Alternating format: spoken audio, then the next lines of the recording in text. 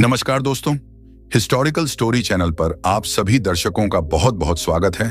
आज हम आपको सुनाने जा रहे हैं पुरुषोत्तम मास और वैशाख मास की पवित्र कथा को, जिसे आप बहुत ही भक्ति भाव से सुने।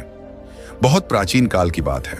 एक बार देवलोक में एक महासभा का आयोजन हुआ, जिसमें सभी देवता, ऋषि मुनि और स्वयं ब्रह्मा, विष्णु और महेश उपस्थित थे। सभा में एक महत्वपूर्ण विषय पर विचार होना था। एक ऐसा मास जिसे किसी देवता का आधिपत्य प्राप्त नहीं था, न कोई व्रत उसमें फल देता था, न कोई पूजा सफल होती थी। उस मास को मलमास कहा जाता था। सब उसे तिरस्कार की दृष्टि से देखते थे। मलमास अत्यंत दुखी और व्यथित था। वह देवताओं के सामने हाथ जोड़कर खड़ा हुआ और बोला, हे देवताओं, आप सभी को कोई न कोई मास मिला है जिसमें आपकी पूजा होती है, व्रत होते हैं, कथा होती है, परंतु मुझे कोई नहीं चाहता। मुझे अपवित्र कहा जाता है, मुझ में कोई धार्मिक कार्य नहीं होता। यह मेरे लिए अभिशाप बन चुका है। कृपया मेरी व्यथा का समाधान करें। देवता मौन थे। वे भी इस समस्या का हल नहीं जानते थे।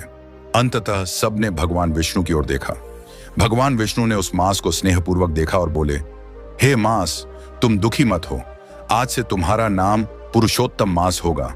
मैं स्वयं भगवान विष्णु इस मास का अधिपति बनूंगा। जो भी इस मास में सच्चे मन से मेरी भक्ति करेगा, पुण्य करेगा, दान देगा, व्रत रखेगा, उसे 100 गुना फल प्राप्त होगा। यह मास मोक्षदायक होगा। तुम सबसे पवित्र मास बनोगे। यह सुनकर मलमास की आंखों में आंसू आ गए। आज तक जिसे सब मलिन समझते थे, उसे भगवान विष्णु ने पुरुषोत्तम बना दिया था। तभी से यह मास पुरुषोत्तम मास कहलाया और हर बार 30 महीने बाद एक बार आता है, जब हिंदू पंचांग में सौर और चंद्र महीनों के बीच सामंजस्य बैठाने के लिए एक अतिरिक्त महीना जोड़ा जाता है। दशकों पुरुषोत्तम मास की कथा के बाद वैशाख मास की भी चर्चा अनिवार्य है, क्योंकि यह मास भी अत्यंत पुण्यदायक माना गया है। वैशाख मास को भगवान विष्णु, सूर्यदेव और गंगा माता का प्रिय मास कहा गया है। यह मास वसंत और ग्रीष्म ऋतु का संगम है, जब प्रकृति अपने सौंदर्य में होती है और मानव आत्मा तपस्या के लिए तैयार होती है। एक प्राचीन कथा के अनुसार सतयुग में राजा ध्रुव संधि राज्य करते थे। वे अत्यंत धर्मात्मा थे, परंतु संतान नहीं थी। उन्होंने अनेक यज्ञ किए, व्रत किए, किंतु कोई फल नहीं मिला। एक दिन नारद मुनि उनके द्वार आए। राजा ने अपनी पीड़ा बताई।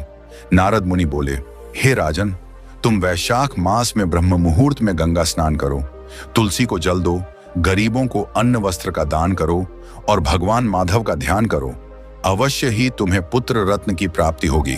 राजा ने श्रद्धा पूर्वक यह व्रत किया। वैशाख मास की पूर्णिमा को जब उन्होंने गंगा स्नान कर भगवान विष्णु की पूजा की, तभी आकाशवाणी हुई, हे राजन, तुम्हारा पुण्य पूर्ण हुआ। तुम्हें एक तेजस्वी पुत्र प्राप्त होगा जो धर्म की स्थापना करेगा। कुछ समय बाद रानी ने एक पुत्र को जन्म दिया, जिसका नाम सुधर्मा रखा गया। वह बालक आगे चलकर महान योगी और ज्ञानी बना।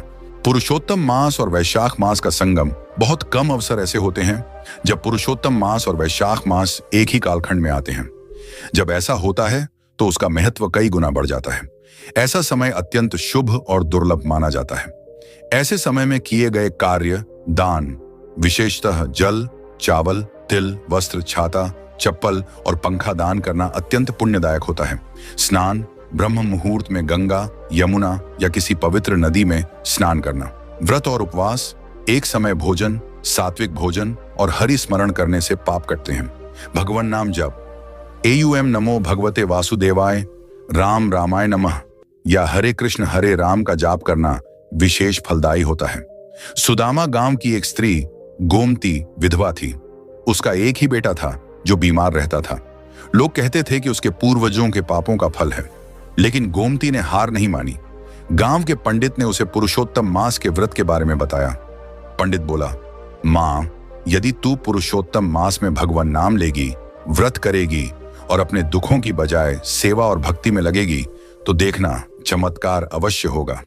गोमती ने एक दीपक जलाया और रोज तुलसी को जल दिया।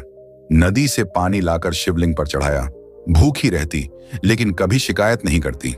एक दिन उसके बेटे ने आंखें खोली और बोला, मां, मुझे कोई सपना आया था। एक पुरुष ने मुझे छुआ और कहा कि तुम्हारी मां ने तुम्हें भगवान के चरणों में अर्पित कर दिया है, अब तुम ठीक हो जाओगे। उस दिन से लड़का धीरे धीरे स्वस्थ होने लगा। लोग कहते हैं पुरुषोत्तम मास ने उसका जीवन बदल दिया। पुरुषोत्तम मास और वैशाख मास दोनों ही हमें यह सिखाते हैं कि कोई समय अपवित्र नहीं होता। जब स्वयं भगवान एक उपेक्षित मास को पुरुषोत्तम बना सकते हैं, तो हम भी अपने जीवन की कठिनाइयों को श्रद्धा, तप और सेवा से बदल सकते हैं। यह महीनों का नहीं, मन का प्रश्न है। जब मन शुद्ध हो, संकल्प दृढ़ हो और आस्था गहरी हो, तो हर मास पुरुषोत्तम हो जाता है और हर दिन वैशाख पूर्णिमा